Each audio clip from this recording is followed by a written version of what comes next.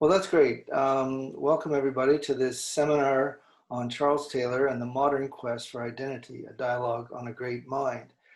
It's a real privilege to have studied Charles Taylor in my PhD work and to even appreciate more since, as he's written these various tomes, Secular Age and The Language Animal. So thanks very much for joining us, and we very much appreciate the chance to communicate some of these deep insights from Charles Taylor to the YouTube community.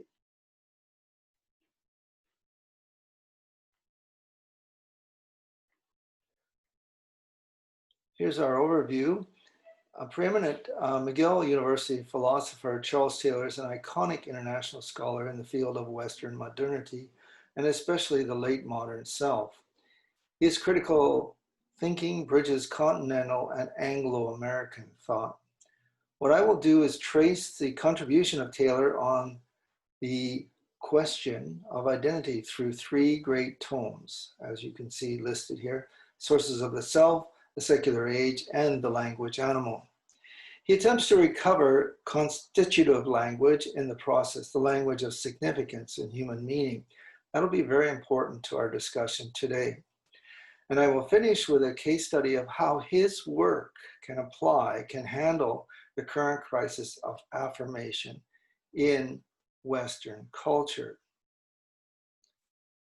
When we look at the Canadian mosaic, the diversity of cultures, values, concerns, lifestyle, marital relations, religion, spirituality, intellectual and social priorities, UBC, where I work with graduate students and faculty, is very much a microcosm of such diversity. The key question is, for us today, we celebrate our diversity, but how do we move towards maturity, mature diversity? How do we move beyond minimalist toleration of one another without either becoming overwhelmed by our differences or imploding into tribes? Millennials compose the most diverse generation in Canadian history, and this is going to be part of our focus today, is just how we can help millennials build their identity for the future. It's deeply embedded in millennial consciousness. They experience a convergence of pluralism, individualism, and choice mediated through technological advances of the internet and social media. So says Reginald Bibby in his important book, 2019 book, The Millennial Mosaic. At the end of the day, too much choice can be harmful to one's psychological and sociological well-being. So this is a highly recommended reading on the question of pluralism, the millennial generation, and the Canadian mosaic. It's a brilliant sociological study. So the existential challenge for all of us, really, whether we're millennials, Gen Z, or other older boomers, Xers, is who am I over against the vast cosmos? Sometimes we're quite overwhelmed by the complexity of our world, complexity of our universe, and feeling very, very small and insignificant. There are many facets to a person's identity. How do I give account of myself amidst a vast universe, amidst complex globalization? How can I become a global citizen? How do I insert myself into the larger scheme of things in a meaningful and fruitful manner? On a different sheet, I have isolated 28 different aspects of a person's identity, and people often think far too narrowly about their identity and should consider the broader sweep of identity characteristics so that they can find a more mature and robust identity. Taylor wants to help us reimagine this whole idea of identity. He believes that it is grounded in moral frameworks, personal ideals, and calling towards a thick self. Identities are constituted from moral sources that inspire, shape, and nurture the inner person. Identity health also involves the recovery of constitutive language. We'll have to go into that in more detail. So there's no doubt that everyone has a stake in this quest for identity in today's world. Before we get started and dive into the question of identity and some of the important features of it, we would look at some of the barriers to identity or healthy identity growth. First of all is ideological scientism. I published an article called Late Modernity, the Challenge of Scientism and the Search for Meaning. A key thinker in this area is David Bentley Hart, and I found one of his books very, very helpful on this. Exclusive humanism is a second category, the closing of the door of the immanent frame. That is what Charles Taylor calls in a Secular Age, chapter 15, he calls it the closed world system, that we see the universe closed off to the transcendent, to the divine especially. Third is the behavioral modification, spying, and manufactured addiction through social media. And Jerome Lanier is one of the specialists from Silicon Valley, a computer philosopher of sorts, who raises a lot of important questions about how social media is manipulating us in today's world and wrecking our world to some extent. Fourth is white supremacy, populism, fear, resentment. This promotes societal divisiveness, tribalism, and anti-humanism. That's the us versus them mentality. And a key thinker here would be Timothy Snyder at Yale University. The final one is reductionistic definitions of the human person as the greedy animal, Homo economicus. Nick Hanowar's TED Talk, The Dirty Secret of Capitalism, talks about this. The first key contribution on identity from Charles Taylor comes in his book, The Sources of the Self. He made a significant contribution to the recovery of the language of the good in moral discourse and agency. This is what we might call moral archaeology. This I discovered when I was working on my PhD dissertation on Michel Foucault, a French philosopher. And the thesis is a dialogue between Foucault and Taylor on the moral self in their quest for freedom and identity, I guess you could say. So for me, this was a real game changer in moral philosophy and moral discourse. It opened me to a whole new level of thought. Moral frameworks offer a cultural escape from confusing relativism and disempowering moral subjectivism. I have a separate paper on Charles Taylor's moral ontology, a case for moral realism. You can find it on our website, which you see posted here on this slide. Well, let's move on to Charles Taylor's idea of moral frameworks, which he says is essential to our very human well-being. And this is a quote from him: "I want to defend the strong thesis that doing without moral frameworks is utterly impossible for us. Otherwise put, that the horizons within which we live our lives and which make sense of them have to include these strong qualitative discriminations. Moreover, this is not meant just as a contingently true psychological fact about human beings. Rather, the claim is that living within such strongly qualified horizons is constitutive of human agency, that stepping outside these limits would be tantamount to stepping outside what we would recognize as integral, undamaged human personhood." One of the problems today is a loss of self, a crisis in Western society. A crisis emerges with the loss of such a horizon, producing a disorientation of the self, the kind of phenomenon that is endemic to nihilism. Taylor notes that to begin to lose one's orientation is to be actually in a crisis, both a moral and identity crisis. To lose it is utterly to break down and enter the zone of extreme pathology. Currently, there is a growth industry in the study of narcissism and sociopathy, and that's because many people are going through such a crisis. Well, let's begin to develop the framework that Taylor articulates for us in his various tomes. There are three axes of moral frameworks. First, the belief about the value of human life, the respect that is due others, and what this will cost us, how it places a demand on us. Secondly, it's the belief about what kind of life is worth living, the noble or good life. This set of ideals permeates all our choices and actions.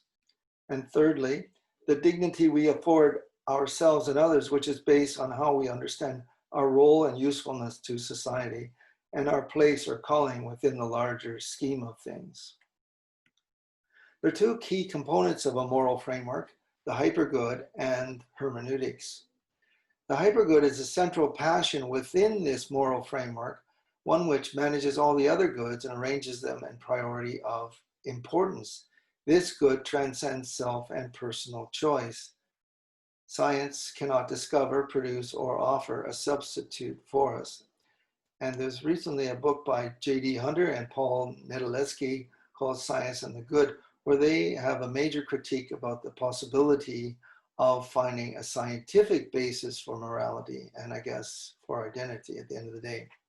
Hermeneutics is the conscious effort to figure out how all these goods are at play in one's life, in one's larger context and story. We're called to grow or manage our moral self according to the goods we embrace. I'm reminded of the commencement address by Alexander Solzhenitsyn in 1978 at Harvard, where he talked about the fact that we're not really born to be happy, but we're born for moral growth. If we were born to be happy, we would not be born to die, he says. And so we must be in this world for the sake of moral growth. It's a controversial statement, but a very, very helpful statement to get some people thinking. Moral sources work also as a source of identity. That is, they provide inspiration, imagination, reorientation, and reconfiguration. These are very important things. Without these moral sources, one can be quite confused and lost. So first of all, there are two aspects we want to talk about in this slide. One is the constitutive good of moral sources, and the second is epiphanies of transcendence. These are both important as we build the structure of our argument in this talk. So the constitutive good speaks of realities or persons, the contemplation of which, or contact with which, strengthens our commitment, our enthusiasm for the good. It's a force beyond us, which leads us into a creative, interactive relationship with higher values and ideals. We feel a call of some sort. If you think of Greta Thunberg, you think of her call to defend the climate and the environment. Secondly, epiphanies of transcendence. These can occur even within the secular immanent frame. They involve such experiences as an encounter with God or natural beauty, such as the Romantics experienced and wrote about, the impactful travel experience, a great work of art or architecture, music or literature, an inspiring mentor. These dramatic encounters are important to personal growth and transformation. You might think of Robben Island, where Nelson Mandela, the leader in South Africa, discovered his vision of democracy, where he hammered out, as he was hammering out the rocks in his prison environment, he was also hammering out his political philosophy and came to a full understanding of sharing the democratic process for all South Africans. These epiphanies of transcendence actually dramatically shape one's identity and sense of calling. You can see that in the book by Richard Kearney, Anatheism, Returning to God After God. Students who come to university, they often come to find exactly such an epiphany, such a breakthrough in thinking or a vision for their life. They don't just come to learn about mathematics and engineering and poetry and literature. They come to find a new self. So that's part of the process in their search for identity as a university student. Well, what about language? How does language fit into all this? Language is central to these moral sources. It can open new spaces for human meanings, virtues, and identity. In that sense, language tells us that new words create new worlds. And isn't that what we discover when we come to university, is we learn all sorts of new words and learn more deeply about new worlds and new layers of reality. We humans are the animals with logos, says Aristotle, the language animal, Homo linguisticus. You might remember Paul Ricoeur's key question to his PhD students was, where are you speaking from? This is a critical aspect of how you posture yourself in your PhD dissertation.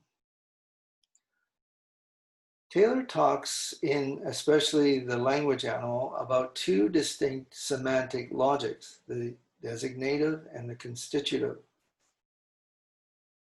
So first of all, designative or instrumental. This is from the tradition of Hobbes, Locke, and Condillac. It's a language of science, statistics, and biology. Language is taken strictly as an instrument. The object exists first, and then we name it. Designative language is inherently restrictive and reductive. Thus, it is sufficient for robust human it's not sufficient for robust human self-understanding. HLC is not good for the discourse of Canadian multiculturalism, for example. It's not just the fact or the statistics of how many Canadians are of this ethnic group or that religion, but there's so much more to it. Constitutive or expressive language semantics, that's more the Germans, Heyman, Herder, and Humboldt. It's important to metabiological or human meaning. This is the area of purpose, call, identity, and moral understanding. Language impacts what we see and how we experience the world. It evolves as we invent new terms, new expressions, even whole new fields of articulacy. As we employ new symbols and metaphors, we recognize and bring to expression new domains of meaning. There's a sort of antiphony, a sort of speaking back and forth between language and enactments. And you can tell that this is an important part of university experience. So key insight here in talking about these two types of language semantics is that in light of all this, Taylor says, it is clear that the regimented scientific zone can only be a suburb of the vast sprawling city of language and could never be the metropolis itself. So why do so many see the designative as the most important, if not the only theory of language? Why all the rage against tropes and metaphors? Taylor asks us, what are we humans like at our best, our fullest linguistic capacity?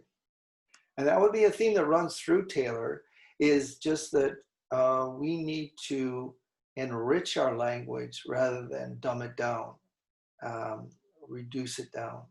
So he wants us to flourish as language animals, I guess you could say. It's important to note at this point that his book, The Language Animal, actually he worked on that for some 30 years.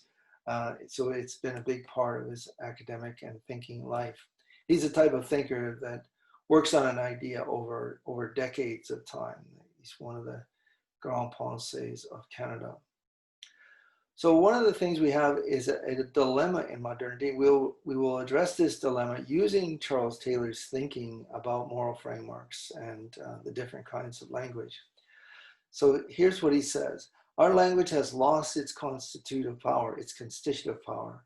This means that we can deal instrumentally with realities around us, but their deeper meaning, the background in which they exist, the higher reality which finds expression in them, is ignored and often invisible to us. Our language has lost the power to name things in their embedding, their deeper, richer, and higher reality. Our language, our vision, and our lives often remain flattened in late modernity. So basically, he is saying that in the West, we often have a weak or thin hermeneutic. We have a thin or weak understanding of our true place in the world, and our language is part of the problem. So let's see what he does about that. So he brings up this idea of the constitutive language, which helps promote mature, thick, growing identity. And I think that's part of his brilliance. This zone is the site of attempts to define the shape of significance, its expressions, be they enactments or verbal articulations in symbol or philosophical prose, all aim to sketch some contour or facet of the overall shape of meaning in the hope of an ultimate ratification in felt intuition, a hope of a resonance. That's the term he uses. So this kind of language is empowering. Words help us understand a phenomena of human life, help us to shape experience itself. So in the language animal, he points out that there are 3 rungs of the ladder of identity. We're actually climbing a ladder of sorts of identity.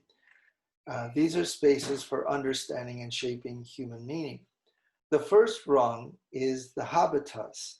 This involves the everyday received culture that we are born into, our family and our tribe, together with its regular activities, the pre-articulate tacit elements, enactments, embodiments, performativity, practice, ritual. Habitus includes existential habits, relationships, and commitments, along with a pre-existing skein or web of meanings. Think about the challenging adjustment of a Syrian refugee family. So actually, we are born into a meaning environment, a web of meaning. And sometimes we don't fully articulate that web of meaning until we move outside of it to another environment where it's called into question or where there's rebuffing, such as the dorm room discussions late at night in university. Here are some of the examples of habitus. But one of the things that is important here is that Taylor says that the ritual of habitus can provide healing for the individual with respect to their larger social or cosmic context. So I guess you could say going to church or being involved in other public rituals, going to the cenotaph at Remembrance Day. These are things that help us understand our identity and our history, and they can actually help us heal from a lack of meaning or nihilism. Rung number 2 is the verbal articulation. That's naming a norm together with its crucial features, a code, principles, and precepts, rights, virtues to emulate a family of values. This can also be captured by a great work of art, an exemplary life like Martin Luther King Jr., a poem or music concert. It can involve a symbol, metaphor, or meaningful story, such as a novel. We think of Les Miserables or the Brothers Karamazov. Articulation, using words to articulate meaning, helps us grasp reality in a fresh way. It is articulate meanings which actually animate our lives and give them robustness. Here are some of the people that really do have that articulate grasp that we've noticed over the years. Malcolm Guite, a creative Cambridge University poet, singer, songwriter, guitarist Bruce Cockburn, and Gerard Manley Hopkins, George Herbert, Wordsworth, other great poets and writers. Rung number 3 is the hermeneutical account, or the raison d'etre, the why. Simon Sinek is often known for his videos where he talks about the person who knows the why can easily articulate the how, but if you start with the how, you may not get to the why. So this is about discerning the overall role in our lives, the reason for the code, the constitution, the praxis, or the family principles. Sometimes we have to step outside of our family to understand what our mom and dad were trying to teach us, and the context from our village or city. This is the rational aspect of metabiological meaning. It requires both definition and clarification. The parts are always understood in terms of the larger whole. That's critical to the hermeneutical account. And this offers a space for fruitful dialogue with others across difference. So within Canada, we benefit from an understanding about the hermeneutical grasp of our own identity as we dialogue with other people, with another history, another set of rituals, another set of identity. And in fact, we grow our own identity through this dialogue. So millennials are often asking today, how can I live in the house of meaning constructed by my forebears, and how can I create a new one of my own? So often you first start with a basic hermeneutic, but then you may want to make that branch out or include other things in your hermeneutical identity. So this is a very critical approach. Hermeneutics helps us make sense of human actions and reactions, responses and attitudes, behavioral causes and effects. This kind of reflection makes these humanly understandable, graspable, and palpable or real for us. Such interpretation of self happens against the backdrop of a whole landscape of meaning within which an agent operates. So it's important to understand our own geography, our own landscape of meaning. This includes a whole constellation of motives, norms, and virtues. Searching for coherence within ourselves, within our moral framework, is essential to a healthy, robust identity, essential to our own basic integrity. And Taylor takes a pause and talks about this whole idea of gestalt or take, our take on reality. And so oftentimes it takes a lot of thinking, a lot of mulling over, a lot of walks by the beach to really get that articulate hermeneutical grasp of who we are and where we are in the world, what our purpose and meaning is. We're often using more the question, it's often articulated more on the question of plausibility. So plausibility is a key term here. I'd recommend highly this little book on hermeneutics by Jens Zimmerman called Hermeneutics, A Very Short Introduction, Oxford University Press. Jens has captured that in a very short little book and really helps us understand the relationship between science and the humanities, for instance.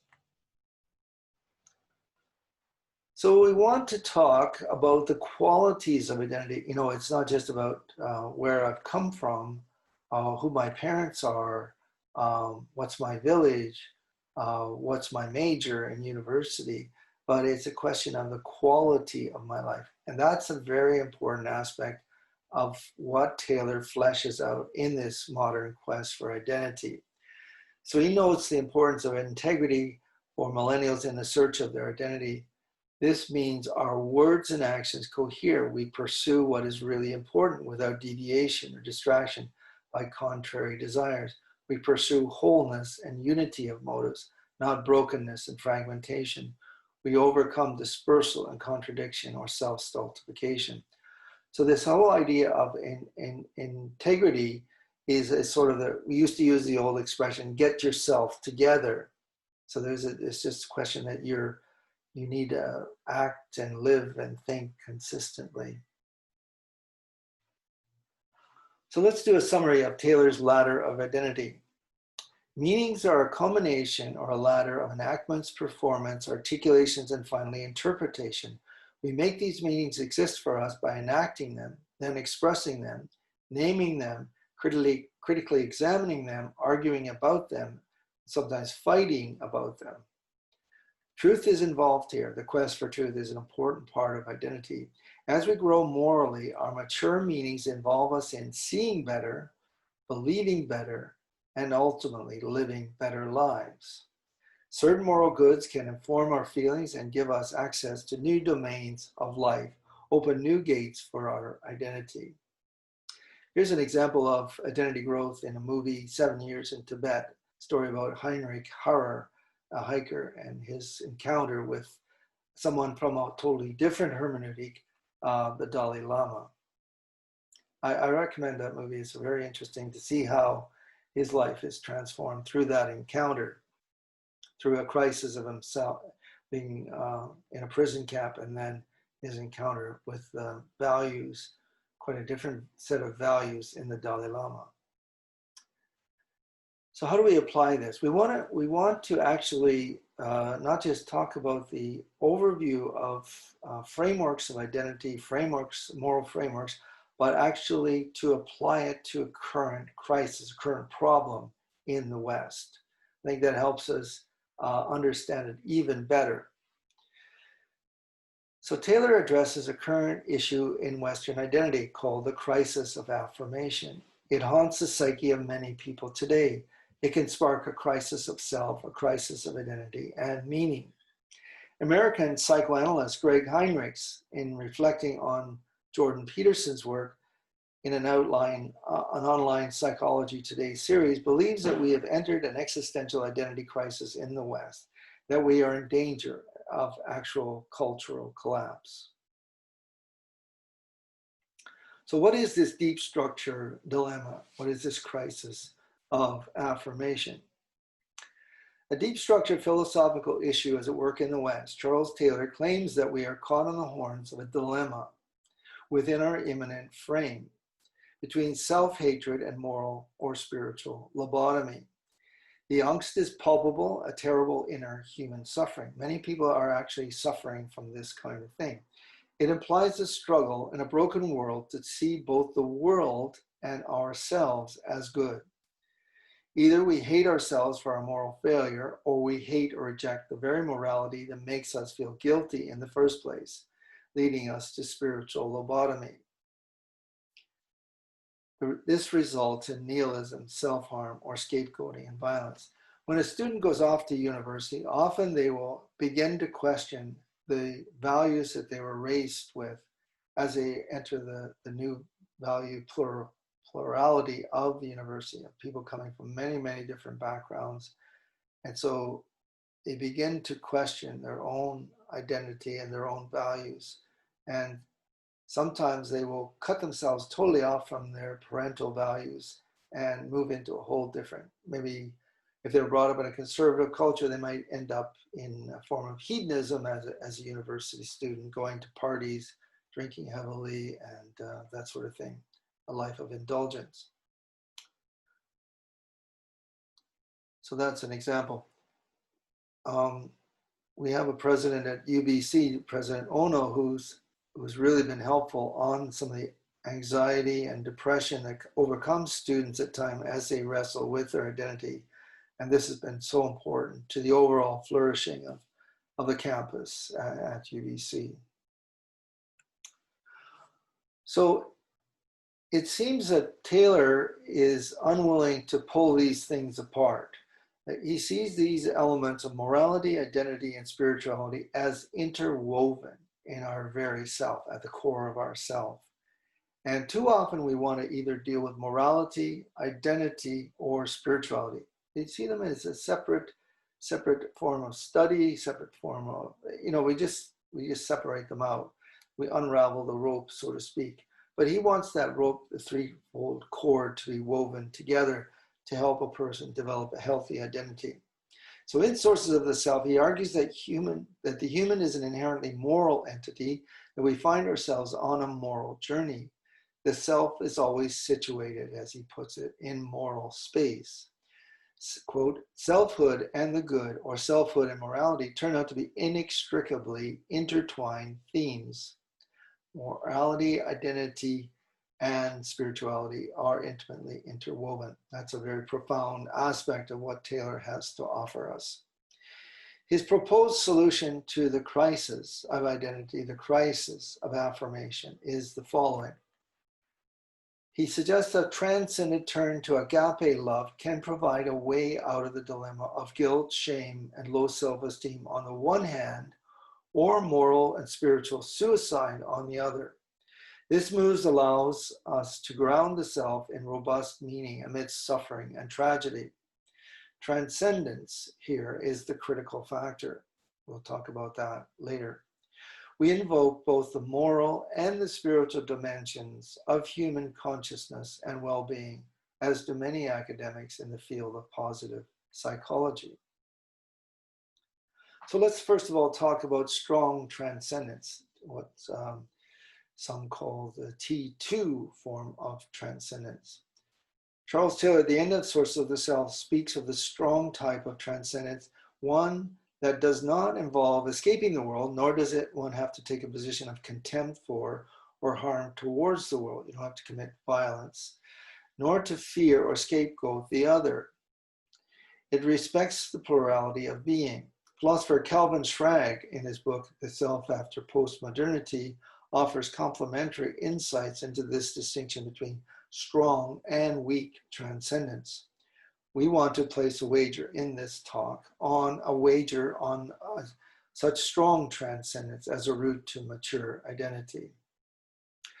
So Taylor articulates this in terms of two scenarios, and he brings this out of the book by Dostoevsky called The Brothers Karamazov. Scenario one, or stance number one, we can close ourselves off to grace out of self-loathing, loathing for the self and the world, because this is so existentially painful. We automatically tend to project evil outward in an act of polarization between self and the world. We are both alienated and disgusted. We rationalize that this justifies terror.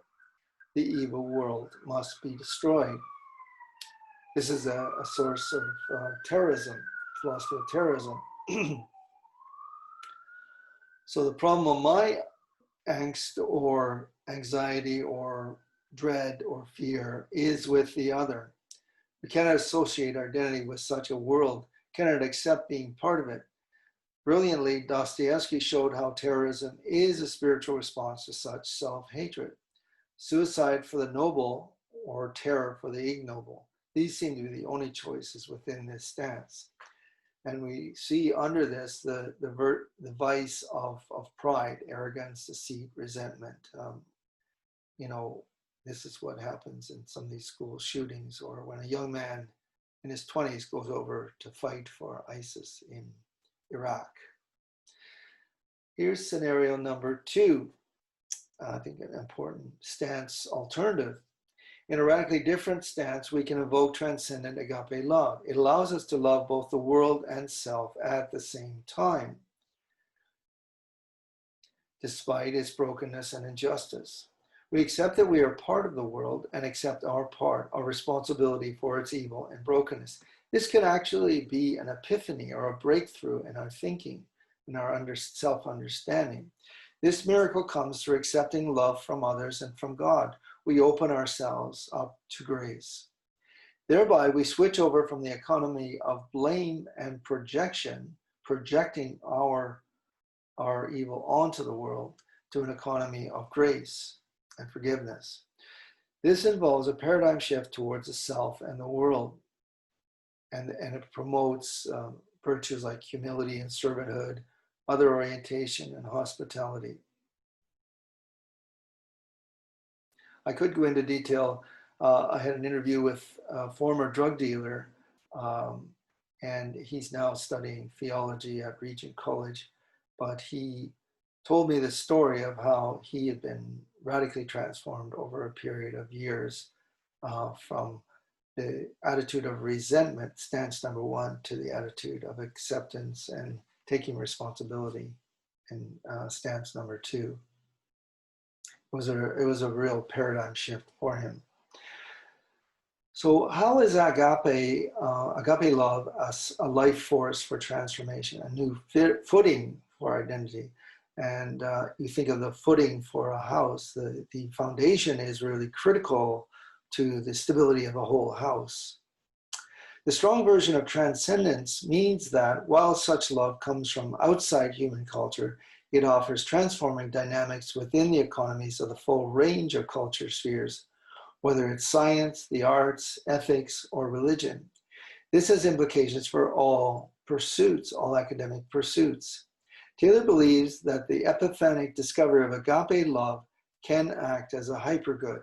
It causes a rearrangement of the hierarchy of one's moral goods or values, bringing about both a transfiguration and transvaluation. This impacts one's motivation for embracing the good, respecting, learning from, reaching out, and sacrificing for the other. Transcendence as epiphany. The self is receiver, but a receiver not of content, a proposition, a truth, but rather of a presence as power.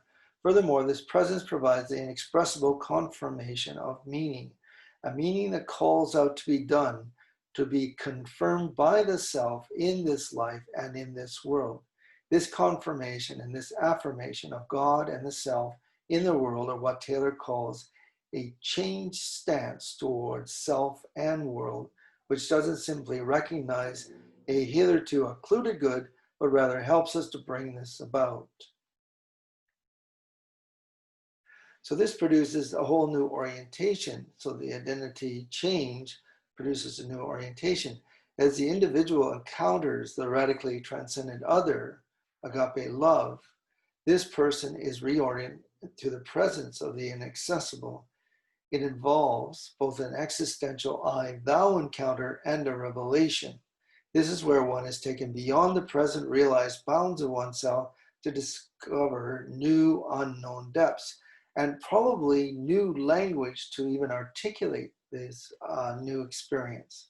The self is coming in touch with that which lies beyond it, a ground or qualitative preeminence.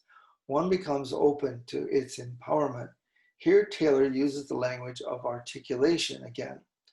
The process involves naming a good in its depth and illuminating its power as an engine for ethical discourse, change, and agency. And Taylor says that this is what we mean when we say something like God is love. Agape is a source of identity and significance. God's love is one active contemporary source of the good, the love of which has empowered people to do the good and exemplify the good in their character, social life, and politics. Taylor suggests that to avoid nihilism, we need a transcendent turn to avoid the extremes of self-hatred, guilt, and shame, or alternatively, the extremity of hating morality itself, spiritual lobotomy. The transcendent turn to agape becomes vital. And here's a quote from him. The only way to escape fully the turn or the draw towards violence, he writes, lies somewhere in the turn to transcendence, that is, through the full-hearted love of some good beyond life itself. So here we are moving in on the resolution of our conundrum of the affirmation, the crisis of affirmation. Taylor hopes for participation with the divine that returns us to the world in such a way that we're able to fully embrace our deepest spiritual aspirations and fully affirm the world, others, and ourselves without spiritual mutilation, without simply denying the reality of suffering and evil. A miraculous transformation indeed. That indeed is a true transformation. As a thinker situated within the mainstream of the Western culture, Taylor's proposed path to resolution of the crisis affirmation involves appeals to God, grace, and agape. And there's no a priori reason to judge these appeals false or misleading. This is a quote from William Greenway, who comments on Taylor. So in conclusion, as we've looked at this modern quest for identity, we have some engagement from a major Western thinker who has thought very deeply about these things indeed. In the modern quest for meaning and strong identity amidst suffering and tragedy, the West is not without a response from its own philosophical, cultural, and spiritual tradition. Agape love, according to Charles Taylor, our grand pensée, posits a stance towards self in the world that is morally courageous and life-affirming. It enhances the common good and promotes the well-being of the community, affirms the potential of the complex Canadian mosaic. It offers to reduce violence, promote justice, increase dialogue across difference, improve equality of opportunity, and increase the individual's mature responsibility. All of this is in line with mature, integrated identity growth. Taylor suggests that the first moral, spiritual identity question we should pose is this: who or what do we love at the end of the day, rather than what are we obliged to do? The idea of duty. Millennials have a new opportunity here for collaboration, personal and cultural renewal. And I want to cite an Oxford scholar, Larry Siedentop, a political scientist, in his book, Inventing the Individual, The Origins of Western Liberalism. He shows how agape has actually been used to bring equality, bring a transformation in the West, and bring us out of the brutal world of the Greco-Roman space environment. ethos. So that's probably enough for now. There's a lot to think about and to discuss. Hope you can discuss this with your friends and in your groups and make it a useful discourse for digging in to this question of identity. And so thanks very much. I'm going to try and pause this now.